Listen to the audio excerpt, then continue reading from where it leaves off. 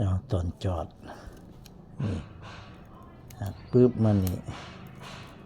เดี๋ยวเส้นสุดท้ายเราก็สอดพี่ปึ๊บมาแล้วเราก็มาสอดหลอด2 เส้นที่เราหักไว้นี่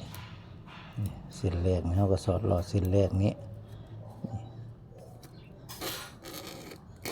ปึ๊บ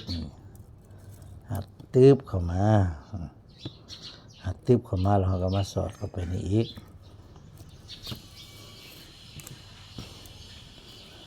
ปึ๊บแล้วเราก็มาข้ามเส้นแรกแล้วก็มาสอดเส้นที่2นี้นะสอดหลอดมันปึ๊บจิ๊บนี่แล้วก็สอดเข้าไป